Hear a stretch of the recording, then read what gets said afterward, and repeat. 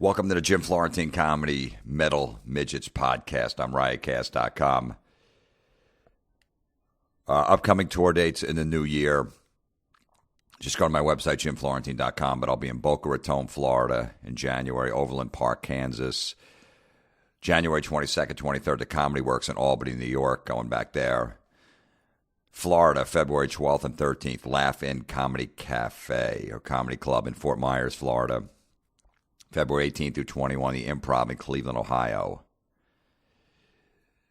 February 24th, Diamond Joe Casino in Dubuque, Iowa. And then 26th and 27th of February, Cedar Rapids, Iowa, at Penguins Comedy Club. I haven't been there in years, so that should be cool. And then March 11, 12, Uncle Vinny's Comedy Club in Point Pleasant, New Jersey.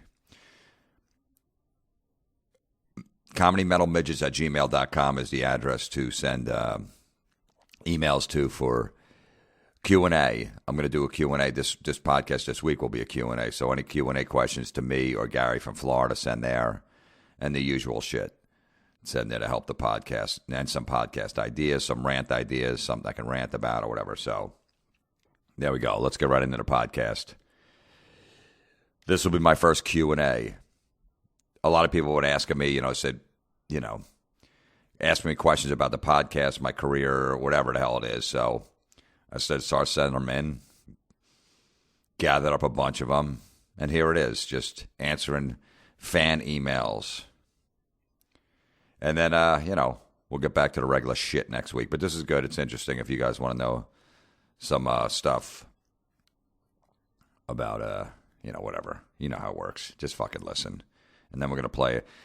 There's a cool cover of Ozzy Osbourne did of Sympathy for the Devil, the Rolling Stones song. He did a covers album probably like 10, 15 years ago, and that was on. I just picked it up. I never got it, and it's a pretty cool version. So little Stones cover, Ozzy doing Sympathy to the Devil. And we'll see you next week. Q&A with Jim Florentine. And also, if you have any Q&A questions for my son, Luke, because I'll probably do one with him too. Send them in too, and I'll ask him questions. All right, first question is, have you ever had a podcast listener get in touch with you because they were the subject of one of your rants? Well, kind of. I did a whole thing, I think, on the Random Rants one I did about the wine and paint parties. I did a whole thing about that, how I hated it. And a guy that runs a wine and paint parties, that listens to the podcast, I think he's from New York City. And he basically just defended it by saying, hey, man, I run these things and that's how I make a living. And he goes, the people just don't want to pay attention. They just want to get drunk. And it's very frustrating that they're just completely out of control and they don't really even want to be there or just listen to what I'm saying as I'm trying to give them some advice on how to paint and do all this other shit. So I did feel a little bad about that. That's how the guy makes a living. And I don't want to, I never want to stop somebody from making a living. But he did say, look, man, I'm a teacher and I try, but they're fucking out of control. And it's frustrating for me. So, but it wasn't actually directed at him. But yeah, so I did. That's the only time I heard. Other than that, no. I mean, I know people say I'm going to show my friend if you make fun of his Facebook post or whatever. But I don't hear back. And if I do, I'm like, whatever. What am I going to do? That's just the way I felt about it. Try not to take it personally. And who gives a shit? I'm sure people get mad. I'm sure their friends play it for them. Like, fuck that guy. But what are you going to do? I don't do a podcast like the podcast I do to please everybody. There's a small percentage of the population that likes what I do, and that's who I play to. I don't give a fuck about the rest. If I did, I'd be doing a middle-of-the-road, mediocre podcast. I don't want to do that shit. I love when people tell me, oh, man, your podcast gets me through every Monday morning. I got so much rage in me. I got to start a shitty week off of work, and listen to your podcast gets me in a good mood, and just I understand your rage, and I'm glad that I'm not the only person out there that thinks like that. I get a lot of that stuff, so I do like that feedback. So, yeah, that's pretty much the only time. It's just a wine and paint party.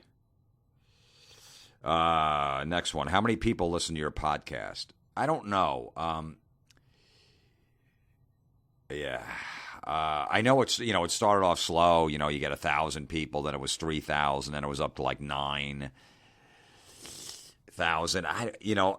I don't check those numbers. I don't run that. I just send the podcast out and it gets up. I don't know. If I had to guess, anywhere between like 20 and 40,000 people, I'm thinking, each week. But it's different because then people find my old podcast and start listening and subscribe. So who knows? But somewhere around there. I never worry about numbers and charts and shit like that. I don't give a fuck. I just put it out there and if people like it, like it. There's a whole like iTunes chart on podcasts. And I was like a little obsessed with it in the beginning. I'm like, wow, that's fucking cool. I'm in the top 50. I'm in the top 20. I was like at number 5 at one point. Most popular podcast. But it's all manipulated. I don't know how that shit works. If you comment on a podcast or leave a comment on it on iTunes, your podcast goes up higher in the ranking, so it doesn't really have to do with numbers. I don't feel like figuring this shit out. I don't care. I just post it to people that like it and listen to it. That's all I care about. You know, I mean, when I get a new CD out, I mean, like, I put the Terrorizing Telemarketers Volume 6 out a couple weeks ago. And it hit number 2 on iTunes. I was watching that, and then it came in number 9 on the Billboard charts, which is cool. So I do look at those charts in the beginning. I haven't looked since because I don't care. But it is kind of cool to see if you can hit the top 10 and that stuff. But definitely not obsessed. And, I was a little irked that I didn't hit number 1. But my friend Joey Coco Diaz was the number 1 album in the country. So I couldn't, that guy's a monster. One of my favorite working comics out there. I love him. He's so fucking funny. And his was number 1. I couldn't get past his, so it's an honor that he was the guy I couldn't get past because he's one of my favorite comics without a doubt.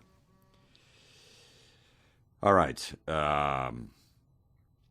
here's one. How long do you give Facebook before it either dies the horrible death that it deserves, or at least becomes irrelevant or obsolete like MySpace? I want to watch the crash and burn when it finally comes. It'll be beautiful to see. I can't fucking stand that bullshit. It's weird because I thought, like, if you listen to my early podcasts, I'm like, Facebook has got, 3-4 years and then it's done. But it keeps reinventing itself, and I don't think it's going away. I hate to say, because I really thought it was going to be a thing like, like MySpace. But they're always on top of stuff, and it's a lot of business on Facebook. So when there's business and people can make money and put ads and all that shit, it helps. MySpace back in the day, I don't think it had that element to it. And MySpace was a little creepy. Facebook is more like family friendly, so,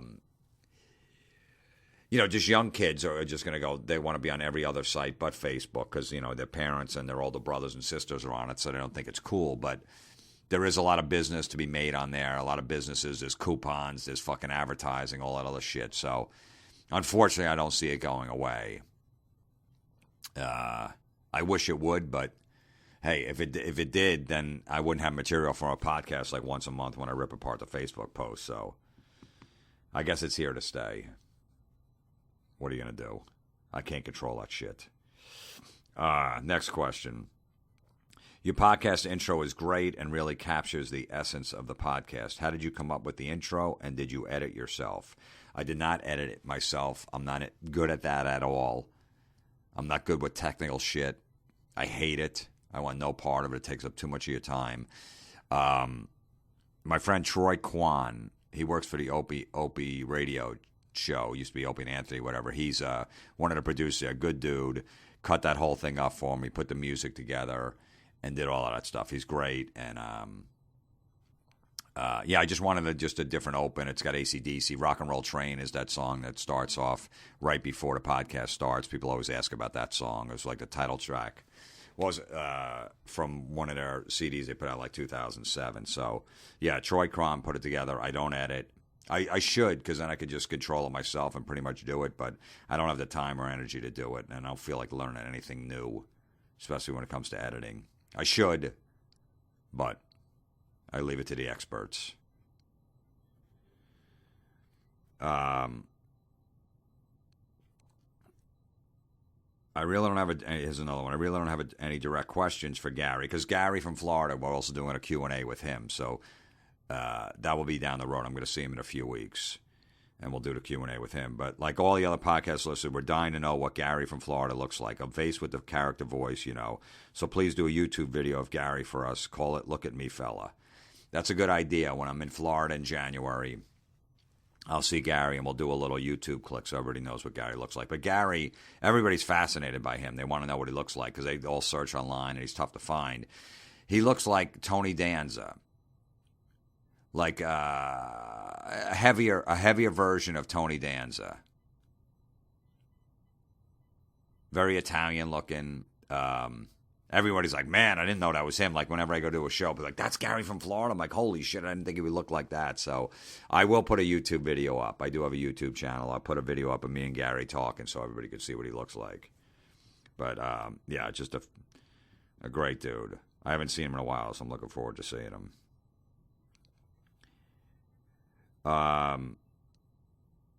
Oh, here's a question about that metal show that I work on. I do a show on VH1 Classic. Who was the dumbest guest you ever had on that metal show? Who impressed or surprised you among the guests on that metal show with their apparent lack of intellect? And on the other side of the coin, who was the smartest guest ever on that metal show? I get that most of these guys are extremely talented artists and many have genius-level intellect, but did anyone impress you or surprise you the most? Who? You know what? I don't... Really nobody. I mean, I don't know. They just go on there. We talk music, and I never go, man, that was a fucking dumb guy. A lot of musicians are just really good at what they do, but then their other part of their lives are disasters. They don't know how to mail a letter. They don't know how do I do this. They don't have a driver's license. Because they're so if you're a working musician on the road or something like that, your life is so structured that you got this whole tour schedule. You have to be up. Here's the sound check time. Here's where you eat. Here's where you eat again. After the show, this is when the bus leaves. Here's your per diem money for the day. All that bullshit. So when you get off the road, all of a sudden you're like, whoa, I got to pay bills. I got to go food shopping. What the fuck? I don't know how to do this shit. So it's tough to them to go back to living a normal life where they got to just do everyday shit. What? I got to take out the garbage? The fuck is that? So, but there's never been anyone on that was dumb. That I walk away and go, that fucking guy's a dumb guy. It helps with our show that Eddie Trunk, who's one of the co-hosts, knows these guys. He's been in the business for 30 years, and he's pretty much friends with most of them. So they know him going in, so everybody comes in, they're cool, and, they feel comfortable coming on the show. And we never rip guys apart on the show. I don't want to be on a show like that where you just go, just challenge them. I'm just happy they're there, man. They want to promote their shit. We talk music, the old days when they were touring or whatever it is. That's, to me, that's what I want the show to be. So that's why we're not, we're never dicks to the guests. We'll put them on a spot a little bit, but not just keep prying and prying. There's no reason to. If we have a guy like, I don't know, from the 80s, Don Dokken on, why are we going to rip the guy apart? He's just coming on to fucking, tell some stories, sell his new CD, so it's all good. Smartest guest, I don't know either, man. We've had Geddy Lee from Rush on and Alex Lifeson from Rush, and you would think that they're really, smart, and they are, but they're also goofy and silly, which you don't see that too much, that side of it in Rush, you don't think, because Rush is just, smart and intelligent music with, great arrangements and all that other stuff. But, they're just Geddy Lee told a story on the show, Rush does a 3-hour show and they take an actual 20-minute intermission in between the show and take a little break. And we asked him what he does. Is he under the stage with groupies the bands used to do back in the day? He goes, no, I'm actually into fantasy baseball and I'm looking at my fantasy baseball stats. So Geddy Lee at a break in front of 17,000 people when they're waiting is looking at fantasy baseball stats backstage, so it's really not that exciting. And they put, silly shit on stage. They put, a washer and a dryer, and they're doing wash, and there's a popcorn machine, so, you would think that oh, man, I feel dumb around this guy, but you could joke about him and stuff like that, and they're big baseball fans and all that stuff, so, yeah, I guess that's it. Nobody really dumb. There was no nasty gets. Nobody was a dick. That's always a big question with that metal show. It's who's been the biggest dick so far? I don't know why people always are fascinated by that. They want to know who was a dick. That's the most probably, besides hey, when's a new season? When new episode's going to air? That metal show I always get. So who's been the biggest dick? Who was a dick that came on the show? I don't know. Why do people want to know that? It's weird. But nobody has. Look, our show for, 80s and some 90s bands and a couple newer bands. Our show is the fucking Tonight Show for them. You know, most of these bands we have on our show are not going to be on Jimmy Kimmel. They're not going to be on, Jimmy Fallon, Seth, whatever his name is, Myers, the fucking Colbert guy, those other talk shows. They're not going to be on there, most likely. A couple, maybe Lamb of God was on Jimmy Kimmel. Megadeth's been on Jimmy Kimmel. Slipknot, and we've had those guys on, but most of these bands aren't. So our show is a big show for them. It's huge over in South America. It's huge overseas in country where metal is still huge. So our show gets shown over there all the time too. So it's a big show for that little metal community that we are. So no one's going to come on and be a dick. Plus they're older now, you know what I mean? So they're not in their 20s where they're arrogant punks. I just think, the world evolves around them. They know it's more of a business now, and they got to just, there's money out there to be made. So, nobody's been a dick.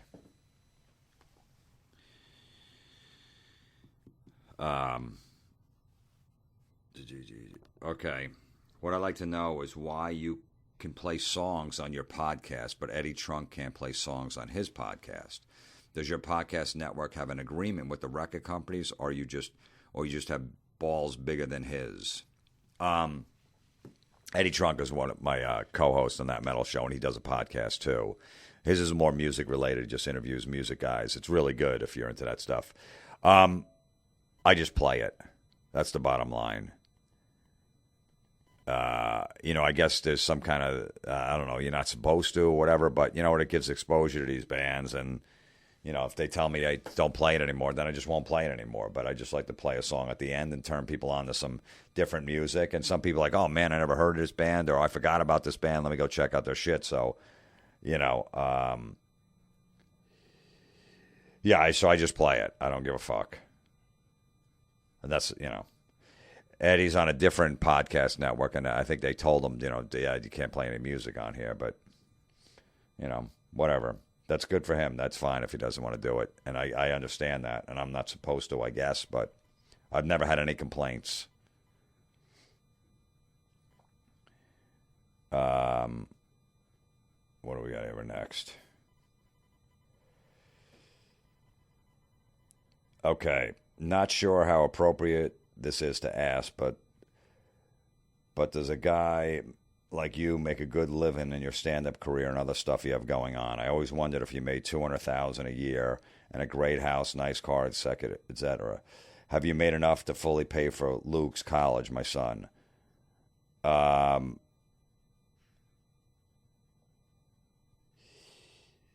I make a good living. I definitely do, and yes, I put a lot of money away for my son's college. I don't want him to, start his life off in debt.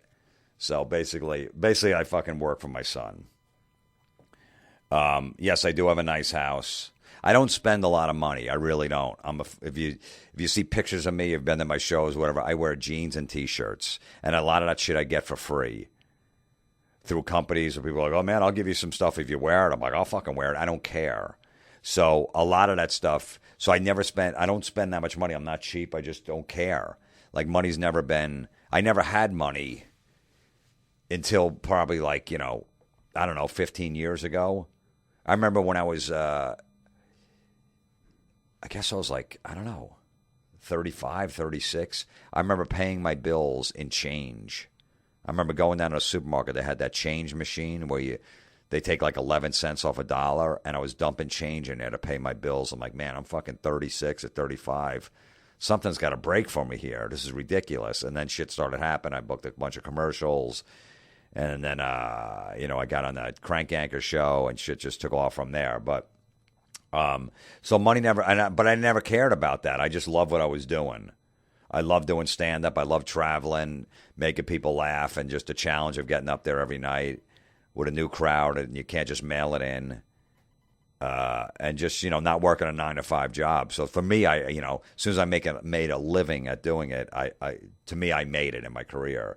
And then shit started happening. I basically don't spend a lot of. I always buy a used car. I buy a used Toyota or Honda. I know it's not American, but I can't fucking break down at 3 a.m.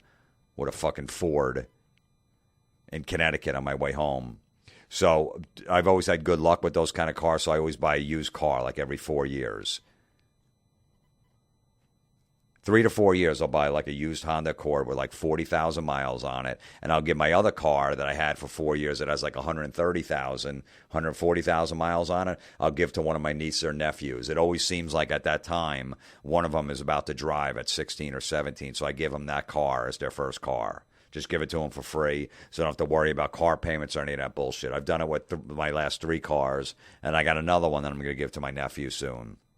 And then I just go out and get another used car. I don't need a nice car. I'm not trying to impress anybody. I don't give a shit. I got a Honda Accord, just a mediocre Honda Accord. Of course, with a great stereo, satellite, and all that shit. Absolutely. Got to have all of that. That's the only thing.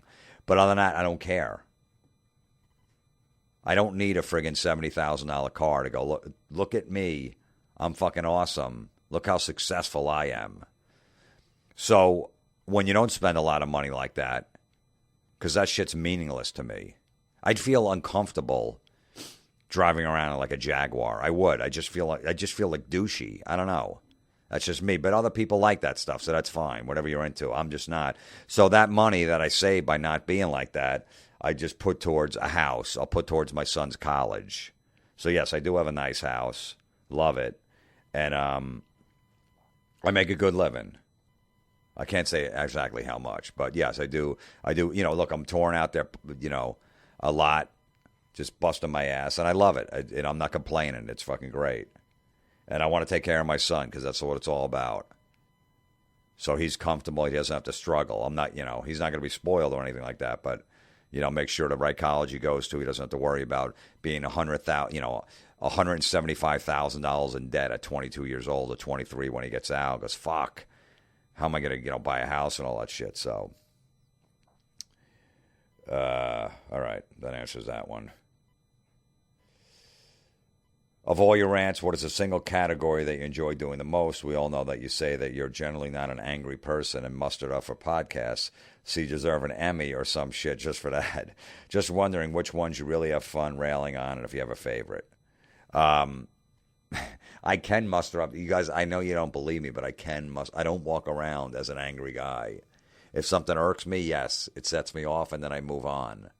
I've said it a million times. It's like watching a football game. I can muster up the rage for 3 hours. Yes, I'm angry when I watch games because I know my team sucks and they always blow it. You know what I mean? So you watch and then you get full of all this emotion and stuff like that, and then you just let it go. I don't know. I could turn it on and off easily. I'm just like, I don't know. I think I've met this example before. Like road rage. I don't have a lot of road rage, and if I do, it lasts like 6 seconds, and then I'm done with it. Some guy cuts me off. I'm like, motherfucker, and then like 5 seconds later, I'm over it. I'll just go around him, whatever it is, and I don't let it simmer. I don't fucking just. I don't have rage for the next hour and tailgate the guy and fucking follow him off an exit because he cut me off or somebody's driving slow. I just go around them. And my thing is like, hey, I got shit to do. I got place to go. I don't have time for you, and I forget it. So I'm very good at that. I can have a 5-second moment of being angry and then being fine. Especially in a store. I'll get fucking cranky in a store when you're asking me a million questions at the register. That one drives me nuts. And I won't fucking yell at them, but it's going to annoy the shit out of me. Yeah, so do I have a favorite? I like doing the Facebook posts. I really enjoy them because they're so easy to make fun of. So it makes my job easier because they're so pathetic. You know, and I get so many of them, and people feel there's so many people that can relate to them. So I think, making fun of the Facebook posts is probably my favorite thing to rant on. Because I always know, like, oh, man, I got to do a podcast. What am I going to do? I'll do the Facebook post. That's a piece of cake. Another question. Do you listen to any other podcasts like Nick DiPaolo, Mark Maron, whoever? Yes. My favorite podcast that I listen to is My Wife Hates Me, Rich Voss, and Bonnie McFarlane. I love listening to their podcast. They're friends of mine. And it's just so funny because I know them. There's a lot of bickering going on, and there's a lot of just, I don't know. I just love shit like that. So I listen to that one. Mark Maron, if he has a good guest, yes, Maron does an amazing job, obviously. Joe Rogan's I'll listen to. Nick DiPaolo's I'll listen to here and there. So there's a few that Bill Burr, obviously. I don't have a lot of time to listen to him, but, if I see a good guest on him, I'll definitely, or Nick, a lot of times does it by himself too, so I'll listen to that. Bill does his by himself. So, yes, I do listen to podcasts when I can, but I do, my favorite is Rich Voss and Bonnie McFarlane's podcast. Yeah, so there you go. Have you considered a subscription-type podcast like Nick DiPaolo recently started doing? I bet you can make some decent money and get a lot of subscribers for like $5 a month and something, and maybe do a few podcasts a week. Yeah, I got to hit up on that. I might start doing something like that. It won't be you still get the podcast for free. I think what it's going to be is like the last 20 podcasts will be up and you can listen to them for free. But if you want to go back to the back catalog, it'll cost like $1.99 a month, and there'll be an app. I'll have my own app, so you could just, purchase the app. And I'll do one extra podcast a week, just like a 15 or 20-minute one, whatever, as a bonus podcast. Of people that subscribe to that for $1.99 a month will get the podcast later in the week. But it won't be like a full thing, but it'll just be like a bonus one. So I think I might start doing that. I'll see. Maybe in the new year, it's possible. And the only reason I would do it, but it's definitely for free. Anyone that listens doesn't have to pay for anything. You get it every week. You get it every Monday, and you get the last 20. So anyone that's up to date on my podcast that listens every week is like, I don't need this shit. I'll do a bonus one later in the week if you want to hear, something else or you want to support. That's fine, but it'll help me do less road work, and this is the only reason I would do it, and then spend more time with my son. I have him a lot. I want him a lot. I want him every day if I could. I can, obviously. So when I do have him, I want to be around, and I want to be able to take care of him and stuff like that, because it's the most important thing in my life right now. So if I could do a little less road work, make a little more money that way, I can cut back a little. So that's why I would do it. So there you go. All right. What do we got next? Hey, as a big Dolphins fan, who was your least favorite, or maybe the top 3 least favorite Dolphin quarterbacks post Dan Marino? Yes, I'm a big Miami Dolphin fan. Yes, they suck. I don't give a shit. I just root. My 3 least favorite quarterbacks after Dan Marino. They've had a ton. And it's been a disaster since Dan Marino retired in 1999, if anyone follows football. They haven't had the right quarterback in there. Ryan Tannehill's now, and he's the best they've had, and he's still not great. On a scale of 1 to 10, he's 6.5. You need an 8 to win your Super Bowl, and he's not an 8. So, but I don't hate him. He's the best we've had in a while. And he's a good dude, so I got no problem with him. Probably the 3 least favorite quarterbacks after Dan Marino. Jay Fiedler, I fucking hated him. I did not like him. They thought he was going to take Dan Marino's place. He wasn't. He was a third-string quarterback with the Jaguars when they got him. Dave Wanstead, the coach at the time, that fucking idiot, thought, Jay Fiedler's going to take out for Marino. He forced Marino out. Marino had 1 more year in him. Forced him out for Jay Fiedler, so I never liked him. That's one. Shit, there's so many guys on here. John Beck was a complete bust. They drafted him in the second round, like the second pick in the second round.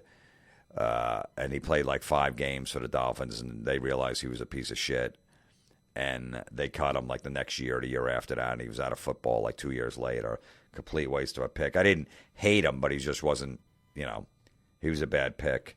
And then I guess A.J. Feely was another one. They traded a third-round pick for a third-string quarterback to the Eagles. Maybe it was a second-round pick for a third-string quarterback. A.J. Feely played 4 games for the Eagles when they were down there at third string and won like the last 4 games because they had an unbelievable defense. And he just basically handed the ball off and just managed the game. And the Dolphins decided to give a second-round pick for a third-string quarterback. And he was a disaster. I hear he's a good guy, but he just wasn't a good quarterback. And nobody trades a second-round pick for a third-string quarterback except for the Dolphins. So those are the 3 that I fucking hated. All right, here's a good one because I know people can hear the disdain in my voice. I tried to hide it, but you could tell it. Here it is. How much did it piss you off to have to say shave time, shave money when you had the Dollar Shave Club as a sponsor? Yes. It was rough to say that. It was in the copy, and basically, like, when you have an advertiser, they give you, like, this, you can make up whatever and just riff, but they want you to say certain things that have to be in there, and I guess they have somebody to listen back. So if you fuck up the important stuff that they want in there, then they won't pay you. So there's a little moment in there where you have to say the same thing and say it the right way, or they won't give you any pay. So one of their slogans in this stuff that I had to say was, for these new raises is shave time, shave money. And I was trying to get around it. And I remember the guy that came to me. I go, is there any way I cannot say that? They're like, look, you got it. It's in the copy. I'm like, all right, fuck it. In my defense, yes, I didn't like saying it. It was tough. I also took a fantasy football ad, which I didn't want to because, I hate that. But I just did it. Dollar Shave Club still sends me razors every month. They haven't been a sponsor in like fucking 2 years. I still get their razors every month. I still use them all the time, so it's beautiful. I got stacks and stacks of razors, and you know how much that shit costs? $20 to get like 5 of them or 6. Those Mach 5s or whatever the fuck they are. So I use their razors. It's good shit, and I get them every month for free. So shave time, shave money got me free razors. That is brutal, though. Just say, hey, I don't know how you save time because it's got like 3 or 4 blades, but that doesn't really save you any time. You still got to fucking shave. But yes, I was not happy about doing it. All right, what do we have here? Based on the Meet the Creeps videos, I have these hidden camera DVDs called Meet the Creeps, where me and Don Jameson and a bunch of other comics go around. We fuck with people. We put 3 of them out a long time ago, like 2002, 2005, and then 2009 or something like that. There's 3 of them out there if you like hidden camera comedy. It's brutal. It's very uncomfortable. It's basically like hidden camera comedy with no happy endings. Like our bits, like we do a bit where it's really uncomfortable, and then all of a sudden it fades to black, and it's over, and you just go, what the fuck just happened? We don't show, I was just joking. Oh, you got me. We never showed a reveal on that. I never liked that. Just let it go to fucking black, and people go, what the fuck happened? So anyway, so that's what we did. They're out there. They're up on iTunes. You can find them out there, Meet the Creeps. Based on the Meet the Creep videos, do you have any resentment towards the show and Practical Jokers? The show is definitely toned down in comparison and somewhat staged. No, I have no problem with Impractical Jokers. I mean, we did this show. We had a pilot, which is almost like a TV show. We shot a TV show basically for Comedy Central back in like 2008, maybe. Me and Don Jameson or Meet the Creep show. It didn't get picked up. We did a half-hour hidden camera comedy.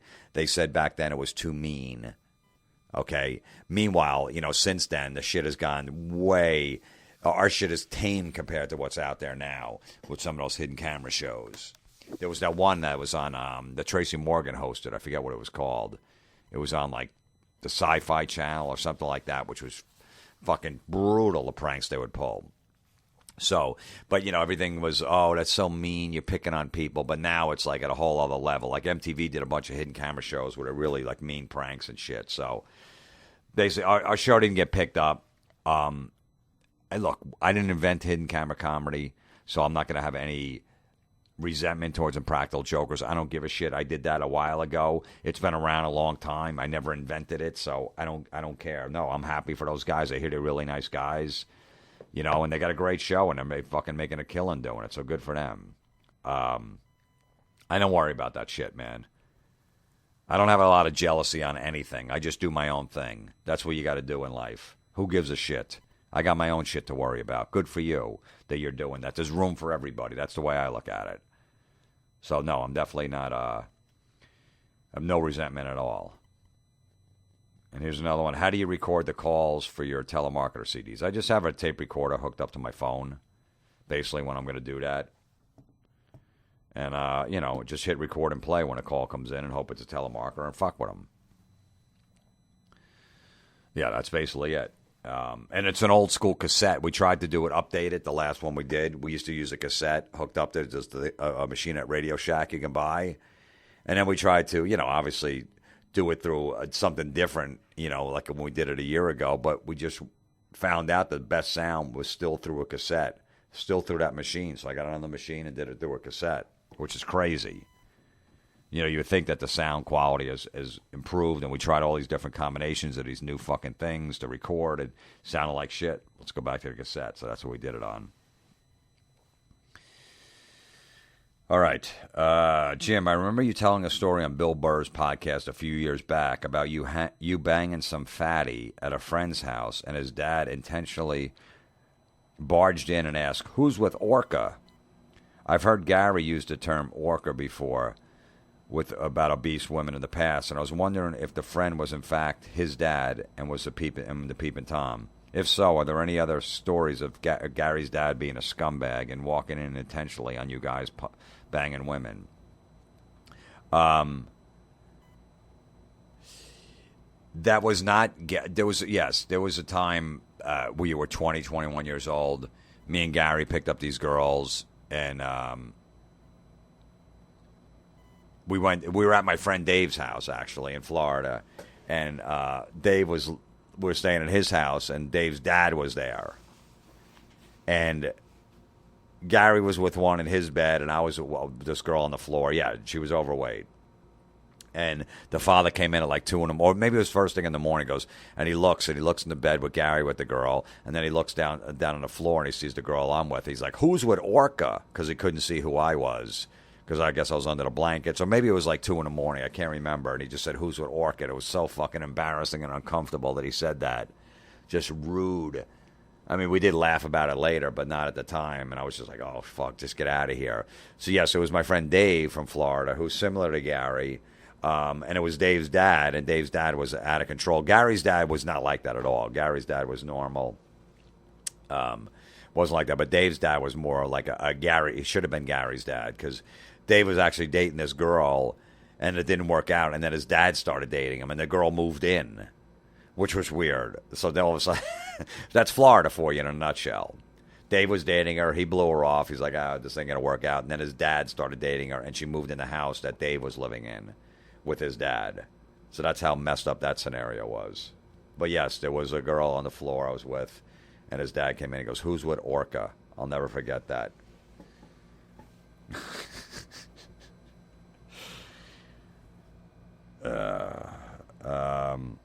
Okay. Here's one. Do you believe in God? Yeah. I don't know how to answer that one. I do, but there's some questions that need to be answered. I don't like I was forced, when I was younger, growing up Catholic, that it was force-fed and made me feel guilty about everything. I had a lot of resentment towards that. That every move I was going to make, I was going to go to hell. It drove me nuts. And then, you completely rebel when you get old. When I hit 21, 22, I'm like, fuck that. I stopped going to church. I used to go to church all the time. Stopped going to church. And just really, I could do whatever I want. I would get nervous, even it would still mess with me for a long time. The first time I ever masturbated when I was 21 years old. And I'm not lying, because I really thought I was going to go to hell if I did that. And I did it. I remember in the middle of the night, I was drunk, and I just did it. And the next morning, I felt like the biggest piece of shit. I felt so guilty that I did that. I'm like, what's wrong with me that I had to do that? I remember, I was DJing weddings at the time. And I remember I had to go to work that day and DJ a wedding. I just remember thinking that everyone's looking at me like, what a piece of shit you are, that you would do something like that. What's wrong with you? I had so much guilt over that. That only lasted like a week, though. Then once I did it once, I went on a tear. It was beautiful. I masturbated so much after that, after a week of just feeling like shit, that I went on a tear, that I actually got bursitis in my shoulder.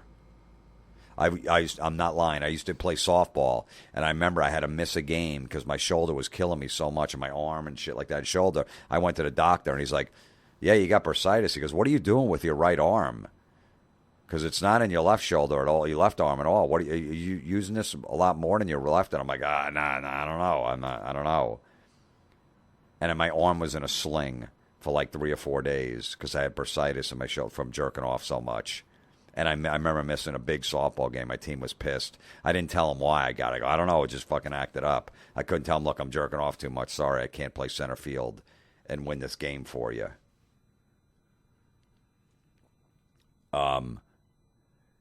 So, I don't know. I just had, and now my son, it's like, what am I going to do? I'm not going to put him in Catholic school. Obviously, I went in Catholic school and all that shit. And it's like, does he go to CCD to learn? I don't know. I don't know what I'm going to do. I just don't want to make him feel guilty. And I hated feeling guilty about everything. And I didn't buy it. You could just go to confession, and then all of a sudden you're good again. You got a clean slate. You know what I mean? So you could just act out again. I don't know. There's a lot of weird rules to it, but I do believe in it, I guess. And I just tell my son, hey, just be a good kid. That's it. Just be a good boy. That's all you got to do. Don't just treat people like you want to be treated. Don't be mean to people. Are you going to be mean to a little kid? Then don't be mad when he's mean back to you or somebody else is mean to you because you did it to somebody else. And he pretty much gets that. He's a great kid. I know people brag about their kids, and I almost sound like one of those Facebook dads, but he really is. And he knows that. So that's what I'm still on. If he wants to get into religion, that's fine. I don't know. I'm not going to make him feel guilty, though. No reason for that.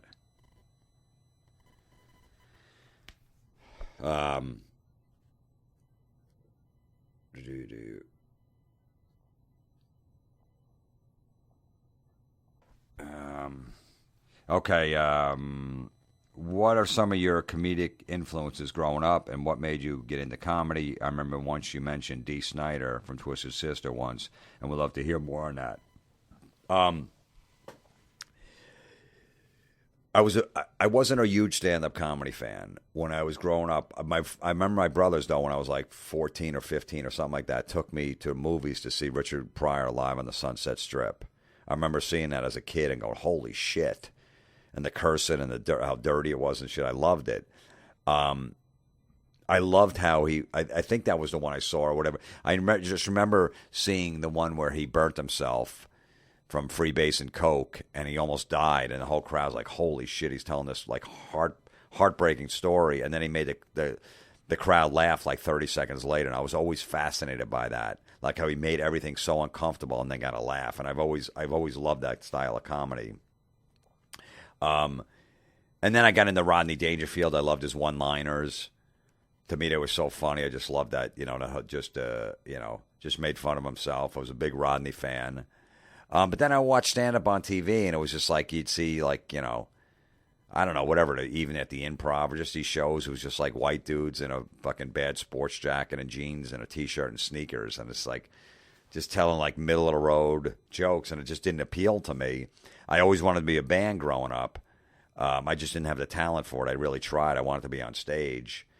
As a kid, I would sneak into clubs when Twisted Sister was still big. I mean, was just a club band. They weren't even like, had an album out. They would do like 3 sets a night or 4 sets a night, like an hour and a half each set. So they'd be playing for like 4 or 5 hours. It was insane. And just to kill time, because they didn't have that much music, they played mostly covers and some originals. Dee Snider, the singer, would just do these rants for like 15, 20 minutes to kill time. And they were so funny. He was almost like a comic, talking about like current events, and then he would pick on people in the crowd and make fun of them. It was fucking hilarious. And I was like, man, this guy's fucking funny. God damn, I remember him calling me out. Like, you're not drinking? Look at this guy. He's not drinking. Meanwhile, I was 16 years old. I couldn't drink. He's like, and the whole crowd started booing me, and I wanted to tell him, but I couldn't go, look, I'm 16. I'm fucking snuck in the club. So I was always fascinated by that. I thought it was great. I love when he did his rants. Like, I would love the music, and I'm like, cool, Dee's going to talk for a while, and he was so funny. And then David Lee Roth, I was a huge Van Halen fan, and David Lee Roth in interviews was always so funny. Every time I would watch any interview he did, I'd read any interview because I just thought he was hilarious. He just didn't give a shit. I'll never forget, like, as a little kid, he was on Joan Rivers' show, a talk show. She had, I guess, after Johnny Carson left her. She had her own show on Fox, I guess, for a little while. He was her first guest ever. And I remember her going, Dave, are you a family man? And he goes, yeah, I'm a family man. Yeah, I started 3 or 4 families last year, and I'll probably start 3 or 4 more this year. I thought that was the greatest line I ever heard. And I always remembered shit like that.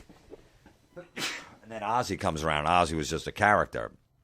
Always funny in interviews and shit like that and doing crazy stuff. Loved that too. And then I'm like, man, I started doing radio. College radio. Then I got a morning show on a little shitty station in Jersey, getting paid $100 a week. And I wanted to play my own music because I was into metal and I was DJing in clubs and shit like that. And I was just cracking jokes in between, like the 15 seconds I got to talk. Every fourth song, I'd like, whoever was in the news, I'd do a quick one-liner. But I wasn't dirty. I wasn't trying to be like Howard Stern or anything like that. Just funny, silly shit. And the program director would go, you can't say that. Why are you saying that? They don't want to hear jokes in the morning. Just do the news, do the weather, and play the next song. Stop trying to be funny. I'm like, yeah, but what am I doing here then? Anybody could play songs. And I just got frustrated. I'm like, fuck this. I was cutting lawns to make extra money, too, at the same time. And then I just remember, like, I was that guy Monday through Friday. I'd get a fucking 12-pack of beer on Friday and just sit there and drink and get hammered the whole weekend. Get my paycheck and go buy some alcohol. And I remember Friday night sitting there with my buddies before we were going to go out trying to pick up chicks, which we never did. And Rodney Dangerfield's Young Comedian special was on. And we're like, let's watch because I was a big Rodney fan. And Andrew Dice Clay came on and told those dirty jokes for 7 minutes, and it changed my life. When I saw that in the leather jacket, the fucking, the dirty jokes, a cigarette hanging out of his mouth. And then also Sam Kinison. Kinison started going on Howard Stern show. I was a big Howard fan, listened all the time. And he'd have rock stars. He did that song Wild Thing and shit like that. So he was bringing like a rock star element to stand-up comedy. And then Dice did too with the leather jacket and the dirty jokes. I'm like, man, that's what I want to do. I can get up on stage and do shit like that. If I'm going to do comedy, I want to do it kind of like that. And ever since I saw that, I got off my ass. I started writing jokes, and I got up on stage and started doing stand-up. So that's where it all came from. And I'm friends with Dice now, which is crazy. I met him 15 years later or 12 years later, and I told him I'm a big fan. He blew me off. Like, yeah, whatever. I don't give a shit. Like, it was funny, the whole interaction. I should do a whole podcast on Dice one day. And now we're friends. He came to my wedding and everything. It's so weird. And he was fascinated. He loved that I told him. I said, you're the reason I got on stage. I'll never forget. He goes, well, don't be mad at me when it doesn't work out for you. I remember him telling me that.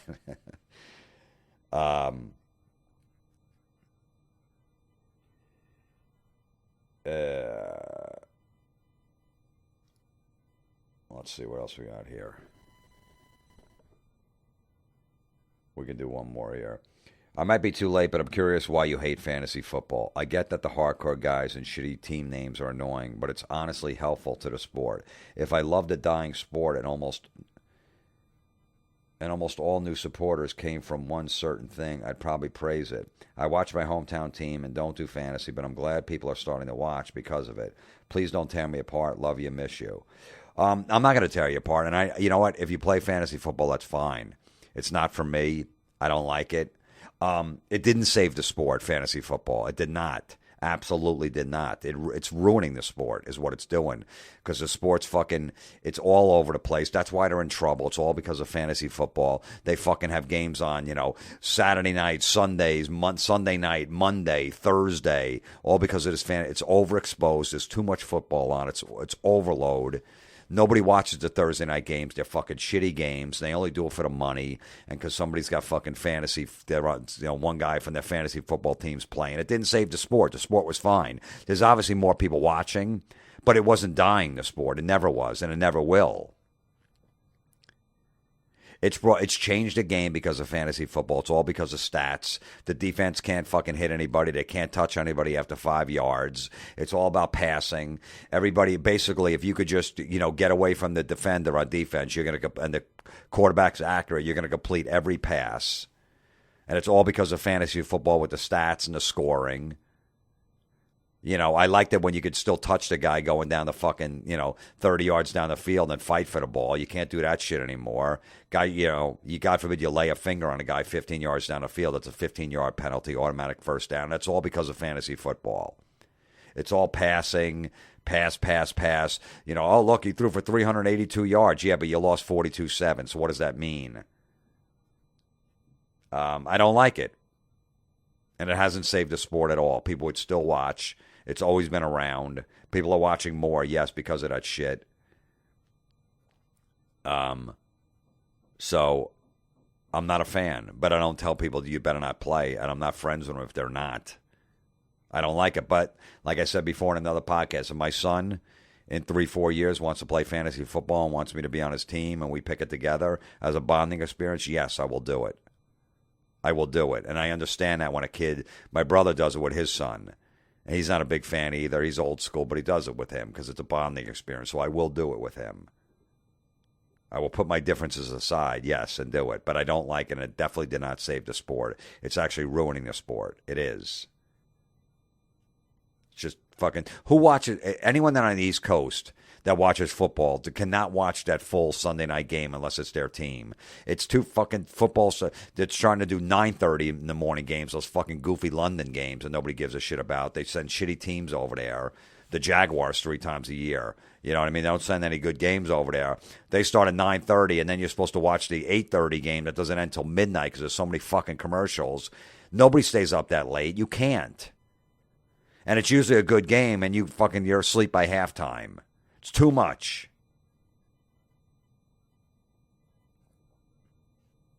And yes, fantasy football is gambling. And good for you, fucking FanDuel and the other fucking shitty one. Yeah, it's gambling, all right? We all know it is. You're putting money on it. It's gambling. If you're in a football pool at work and you put fucking $100 in and you win every week and whoever wins the pot at the end of the year, that's fucking gambling, all right? So fuck fantasy football. I don't like it. It didn't say football. See, now you got me angry. This was a nice podcast just answering nice questions. Yeah, now my fucking, my blood pressure has gone up. Goodbye.